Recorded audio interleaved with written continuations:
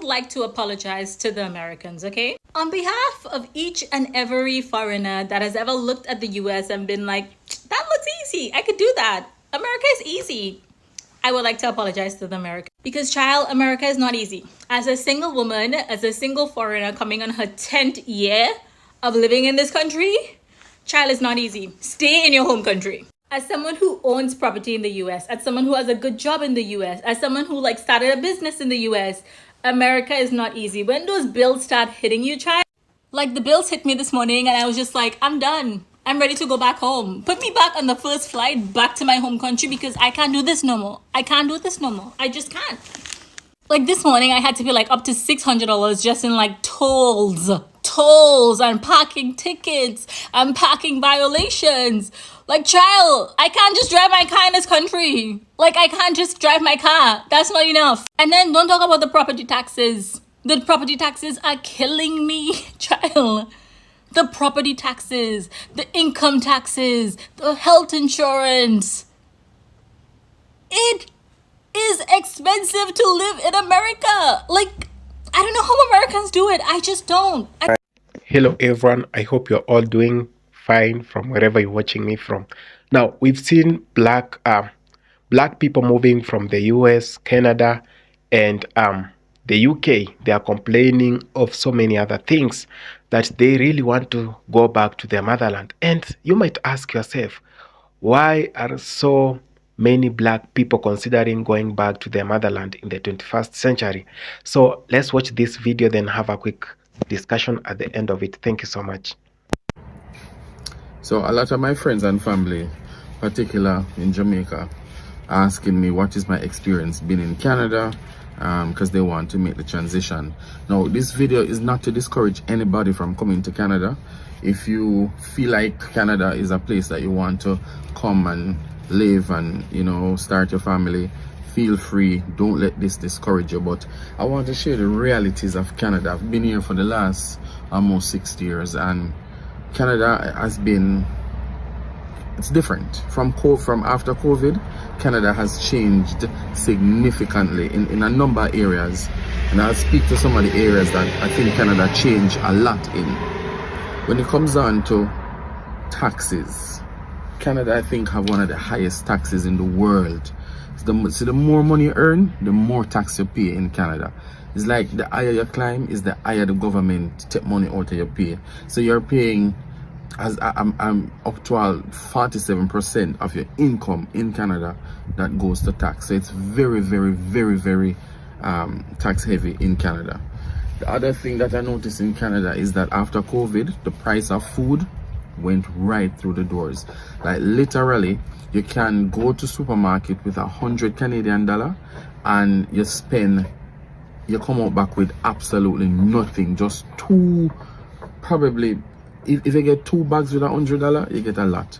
Food over the last 2 years, particularly 3 years, skyrocket high. The cost of living versus what you're getting for your pay, what you're getting for to buy for food, absolutely ridiculous. The other thing is rent. Now, Canada have this. So before COVID, you could get a 2-bedroom for 1,100 Canadian dollars, $1,200. Now, after COVID, the same apartment, the apartment that I live on, I got my apartment before COVID, so I got in a very comfortable rate for a 2-bedroom apartment. Now, I have some friends who moved from Jamaica, and there are some vacancies on this apartment, and they live here, and they're paying $1,800 for the same 2-bedroom. And when they move, the landlord charging $2,200 for the same 2-bedroom. So rent in Canada, it's very, very, very expensive. When you talk about the healthcare, now Canada have free healthcare because they use the taxes that we pay to provide free healthcare.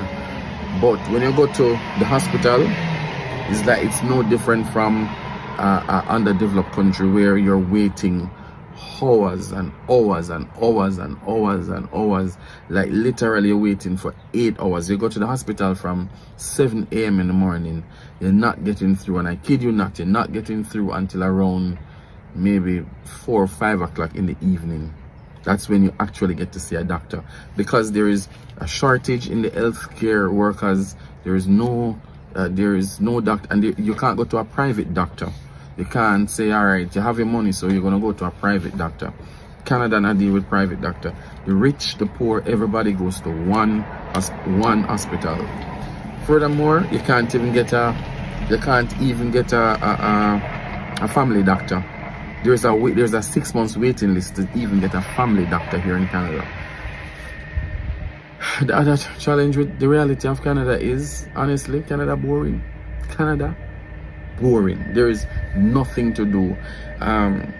It's good when you have like your own community, that you can have that level of culture.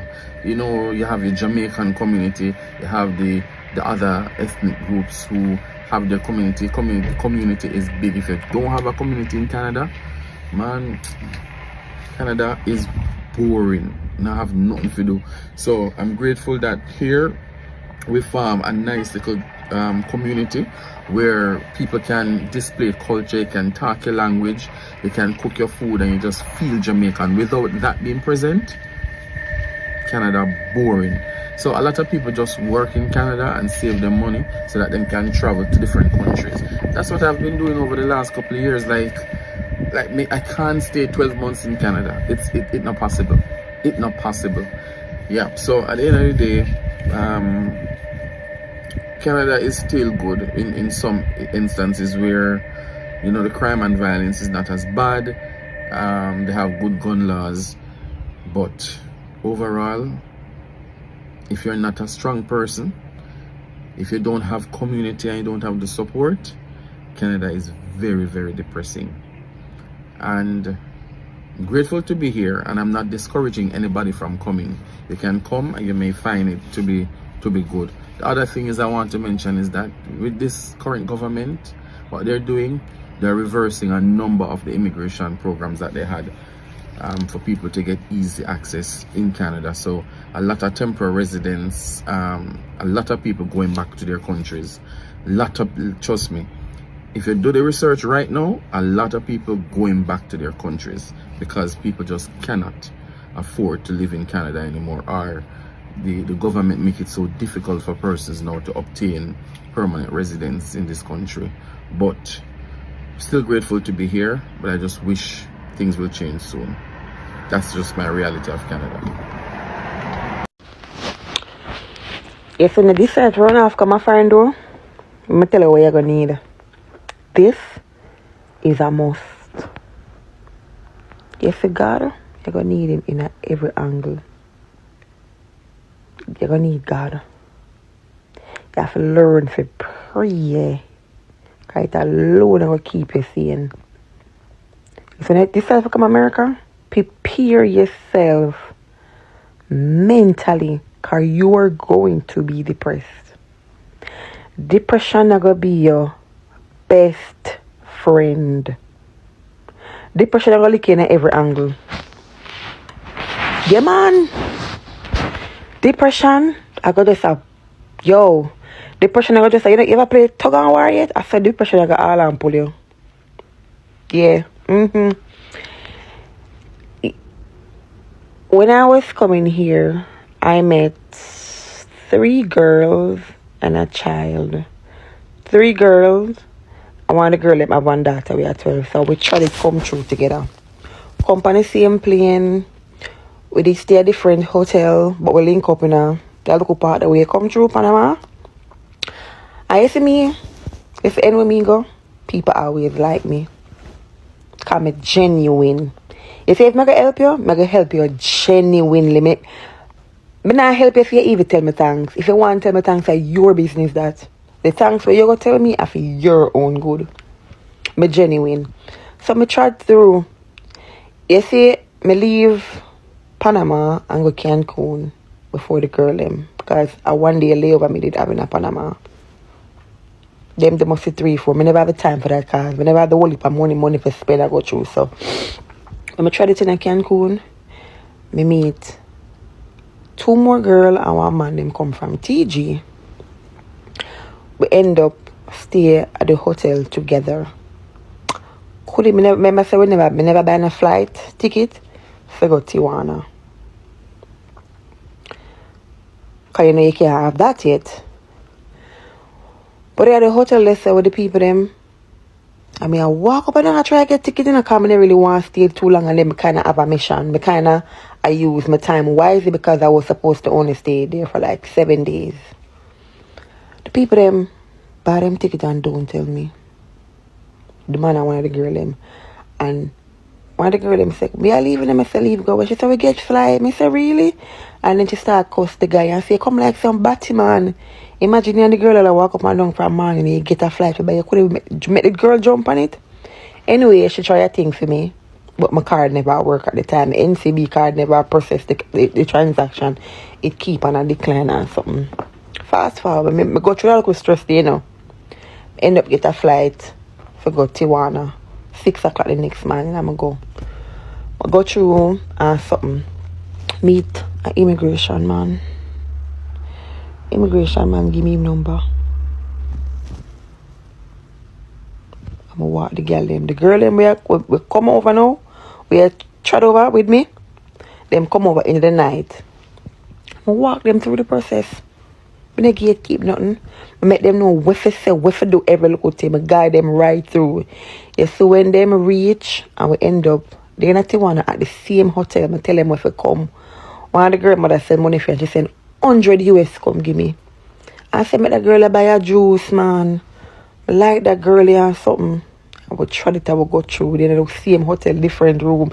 Me in that room 301, them in that room 302. We walk up and down because I come to a whole heap of little drama I go through, you know. Come back. Whole heap of little drama I go through. So the whole I will come through the swamp together, like literally alligator swamp. A 4 hours we walk for. Come through the swamp. We walk from 6 o'clock to about 10:30 at the night. 4.5 hours to walk through the bush. It's when we walk, me hear some animal about. Although when I watch African show or Discovery Channel, alone, me hear them animal the inner. You don't know after all of that we go through, 2 of the girls go back to Jamaica. We come up April, May, June, July, August, September, the girl them say them can't take the pressure. Them not make the pressure kill them America. Them take a plane and go back to them yard. And these 2 girls, they came here and they were with their mother. And their mother them there, yeah, in New York. And them go back to them yard. So them not make the pressure and kill them love. So you have to be strong. So prepare yourself. Prepare yourself because the depression is real. I don't know your story. I only know mine.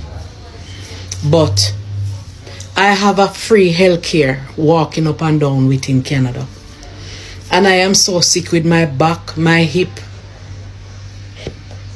According to Dr. Cancer, according to Dr. Hypertensive, according to Dr. Diabetes.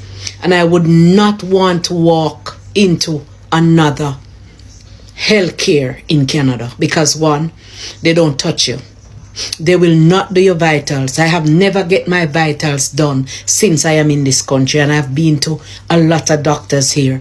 Nobody will touch you. Secondly, they don't speak to you with respect. And the kind of health care that you get here, and bear in mind, I work in the hospitals here for 2 years. I work at Michael Garant, I work at Toronto Western, I work at Toronto General, I work at Princess Margaret, I work at several retirement homes, I work at several long-term care. Right, so the care that they offer is different. Our pay here will only be $20. It will not raise. The only thing that increase in Canada is the rent.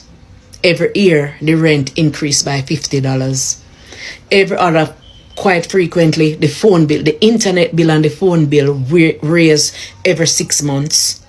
So, what we earn will not be able to sustain our rent as the years go by because our pay will never raise in Canada. Food. The dearest food bill in the world is Canada. And Canada food, they are highly toxic. They are highly chemicalized, if there's such a word. Okay.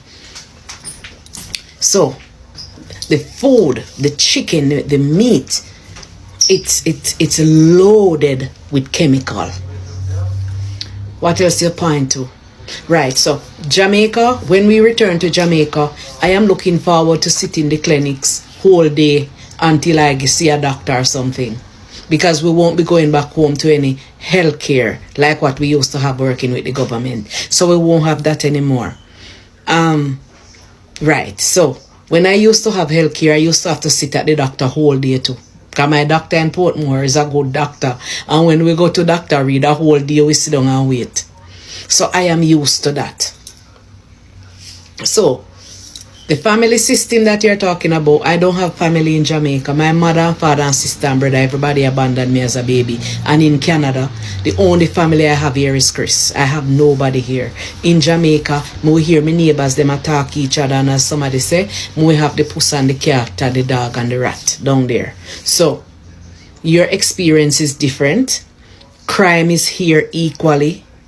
I don't even go out late again here because we are people of color and they egg our home. We live in Toronto for a while and it's here we move and they full our home with egg because we are colored. So I don't know where you are. I don't know your experience, but I know mine.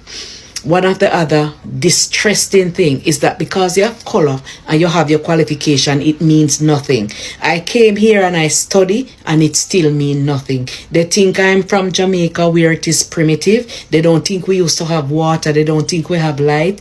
My boss left his yard and come here to teach me how to wash pot, how to hold Scotch Brite, how to make 2 sandwiches with bread.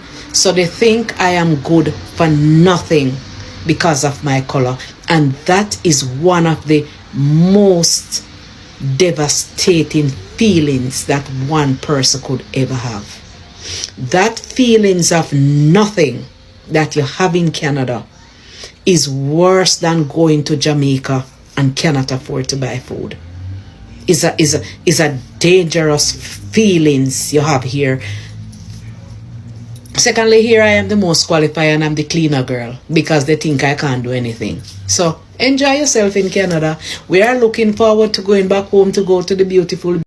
Now, we've seen a large number of Jamaicans and Black Americans. We have the Latinos. Just a very large number of people are now moving out of the US, Canada, and UK. And we might be asking ourselves, what is really not happening, and why are so many people like moving from these countries where it was once considered as the dream for so many people that when you go to the US, UK, Canada, and all these other countries, that it is very easy to make it in life. You can once remember that the American dream notion that was painted and preached the whole world, like it was a global sermon for everyone to sit down and listen about the success that comes with when you are in the US. But things are kinda changing, and you might be asking yourself, why this fast? Why in the 21st century that no one doesn't want to be in the US, in the UK, in Canada, and in most of the West African countries? Now, one of the major reasons that I came to realize on my own research is that the pace of life in these countries is very stressful. Life can be so good sometimes and you can be earning some good amount of money, but paying the bills, you have to be constantly out of your house, disconnected with your families, so that you may be in a position to pay your bills. If you get relaxed 1 or 2 days or 1 week, you'd be evicted from your house and you lack something to put on the table. That most Black people in the US, in Canada, in UK have to work extra hours so that they can manage the life in that country. Now, this is very stressful, and this can be life threatening at the same time, because you don't even have some time for yourself. That's all the time you got is running, chasing the bag, so that you can be able to settle some bills, to pay mortgage, to pay electricity bills, to buy food, to take your kids to good schools, and maybe for yourself too, to be very comfortable in that country. So there is a lot, and we have economic opportunities that black people feel like, when I go to back to my country or to my motherland, let's say Jamaica, let's say Africa, the African continent, that there are more opportunities, economic opportunities, that when you have like $5,000, that you can make a very meaningful investment in most of the African countries. And when you have the same $5,000 in the US, it is like peanut money. It's like the money that is only there to be used maybe to pay to pay maybe the mortgage and pay health insurance and all that stuff. That's why we see so many people coming out of that country. They are crying out. You watch videos of people saying how hard life is in Canada. And we have so many other reasons. Talk of retirement. So many people will really love to retire in their own motherland, where you are not being racially segregated, or where you get some respect for being in your own country. So I feel like such like things are motivating people to get out of US, Canada, and UK. And there is the rising cost of living in the US and in most Western countries, that the ones let's say $500 house or apartment or a studio apartment that was used to be paid for that amount is now raising to be about $800. And now, for someone who is working for something like $3,000, that is going to actually cost him or her a lot, because you have a family to raise, you have children, you have some people you are taking care of back in your motherland. Or if you are born in that country, in the US, let's say you are a US citizen, you have to pay mortgages and all other things. Now, this proves to be so difficult as compared when you work for $3,000 in your own motherland. You are going to get that this is going to serve as a very big amount of money in your country than maybe it will be in the US. So this is why we are seeing a very large number of people trying to move out from the US, from Canada, from the UK, and moving back to their mother countries. Now we have the very major topic of racial segregation and unequal opportunities. Maybe I feel like this is the time we should address this. That some people or some people are being prioritized when it comes to job opportunities, when it comes to being employed, when it comes maybe to human rights and all that stuff. And people of color feel like, no, we shouldn't be here if we are not being appreciated. Now, if you have your memory right, and if you have your history at the fingertips, you are going to agree with me at a point that most black Americans who went there 300, 400 years back are the ones who built the economy of the US and the Western countries. That the industrial revolution couldn't have happened in time if it were not for the cheap labor they got from black Americans who went there as slaves. Now, they worked for no wages. That's why we hear our black brothers always trying to come up with the topic of reparations. And some of them argue out that reparations should be paid by Africans who are in Africa, by the government, I mean, in Africa, and others argue out reparations should be paid by the American government and the Western countries' government. But this is whatever I'm trying to say here, that racial segregation and an equal chance for job opportunities started long time ago. that people of color were seen as lesser human beings, that people of color were being seen as those people who could not achieve or accomplish things in goodwill, or do things better, in a better way, I mean. And that was just a stereotype that was used by generations and generations of white people. And for this reason, we still see racial segregation, police harassment, and so many other cases, that you have the same qualification as a white guy, but you can't be employed or get a job just because your color doesn't match their color, just because someone else thinks that because you're a black person, you do not deserve that chance. So this is the time, and this is why we are seeing so many angered black people are moving back to their motherland, and some of them are considering going back to their motherland.